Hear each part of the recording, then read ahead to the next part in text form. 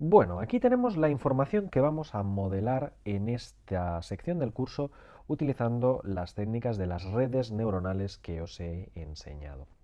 En este dataset llamado Churn Modeling tenemos el identificador del cliente junto con el apellido del mismo, entonces podemos ver que estamos ante probablemente un conjunto de datos bancarios. Hay mucha información que tiene que ver con el dinero, el estado del cliente. Por supuesto es todo inventado, no es un banco real, ni mucho menos son personas de verdad, pero es un dato realista acerca de la información que tenemos de un total de 10.000 clientes. Si hacéis scroll para abajo podréis ver que se llegan hasta los 10.000 clientes y parece ser que todo se ha cargado perfectamente bien, no hay ninguna casilla vacía, luego lo comprobaremos de todas formas, pero parece ser que ahí tenemos toda la información que hemos podido extraer de esos 10.000 clientes. Entonces, un determinado banco nos llama y nos comenta que pues, ha detectado una tasa de abandono inusual, ¿de acuerdo?, de los clientes del mismo.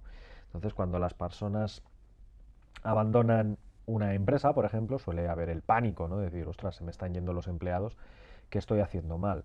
Pues aquí lo mismo, se ve que los clientes empiezan a abandonar el determinado banco y quieren detectar cuál es el problema, ¿no? ¿Por qué la gente se está marchando? Y para eso nos han contratado para examinar este conjunto de datos e intentar darles algunas ideas, iluminar un poquito el problema.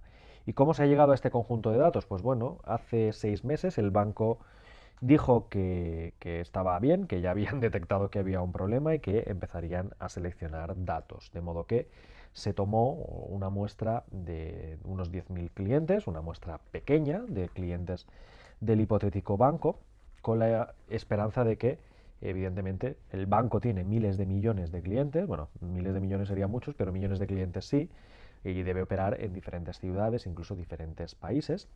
Entonces, fijaros que nosotros tenemos un banco que básicamente opera en Europa. Fijaros que la geografía es Francia, España y Alemania. Y evidentemente tienen muchos, muchos clientes.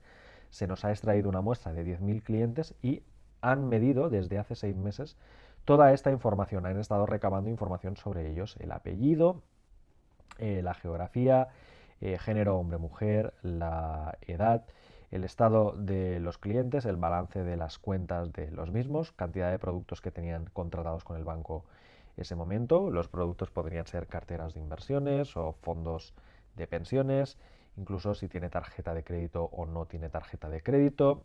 Aquí también tenemos si es un miembro activo o no del propio banco, de modo que, pues básicamente, cada organización tiene su forma de medir qué significa que un cliente esté activo. Para mí un cliente activo podría ser que inicie sesión en su banca online, que se conecte al FinTonic de turno, o que entre o que haga una transacción o que se le cobre algo, ¿de acuerdo? Evidentemente cada uno podría establecer el criterio que quisiera.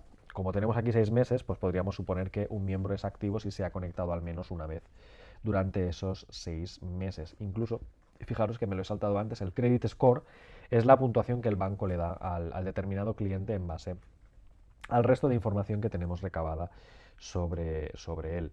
Luego también tenemos, aunque no lo conozcamos exacto, el salario estimado.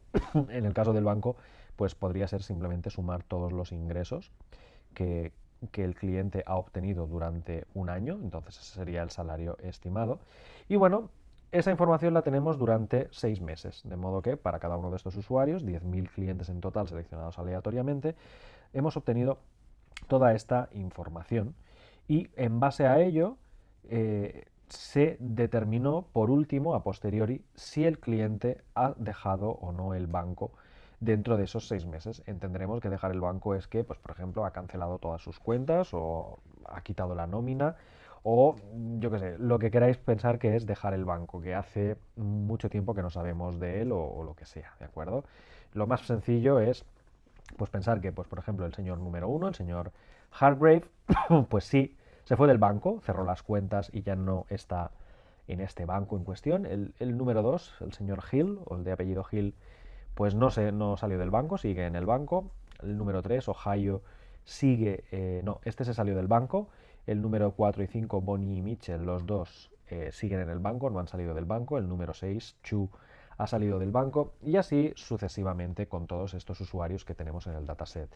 Entonces, si veis un 1 significa que la persona ya no está en el banco, que esa persona pues se decidió cambiar de banco, irse a otro banco, y el 0 es quedarse. La idea es establecer pues, un criterio para detectar clientes que corren el mayor riesgo de abandonar el banco, y lo que queríamos ver aquí es que pues este problema que os presento aquí como un problema del mundo de la banca es un problema muy típico en todas las empresas, y de hecho nosotros personalmente cuando trabajamos en empresas, la propia empresa suele tener un departamento llamado recursos humanos, un recursos humanos que normalmente suele tener este tipo de catalogación o algún algoritmo que le ayude a predecir qué tan probable es que uno de sus empleados se marche, ¿de acuerdo?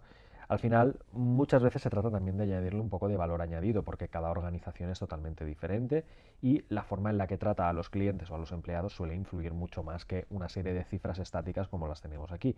Pero bueno, cada vez que una organización trate con personas o trate con clientes, este tipo de análisis que haremos tiene mucho valor.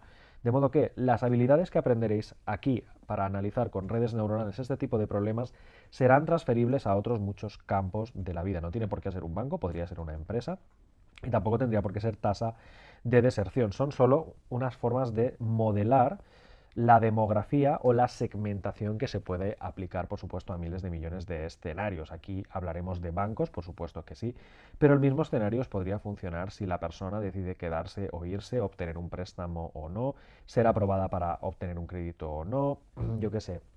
Cualquier cosa que resulte en un estado final binario de obtener o no cierto estado o objeto o servicio, pues se podría aplicar esta misma técnica. Por lo tanto, según la experiencia previa, vosotros mismos sabréis si una persona es o no es susceptible de ser positiva en un determinado estadio o incluso cuantificar cuál es la probabilidad de que el estado que estáis evaluando sea positivo para ese individuo, ¿de acuerdo?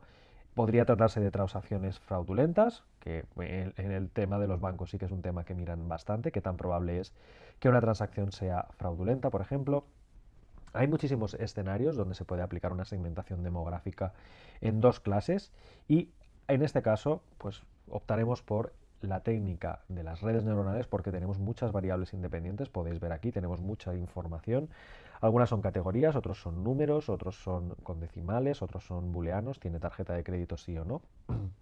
Entonces, vamos a construir un artefacto adecuado y decidir qué variables y qué factores influyen en el resultado final, en este caso de abandonar o no el banco, que es una variable dependiente binaria, y espero que todo lo que aprendáis conmigo en esta sección lo podáis aplicar posteriormente con los análisis de este tipo de ejercicios que vayáis a hacer en el futuro.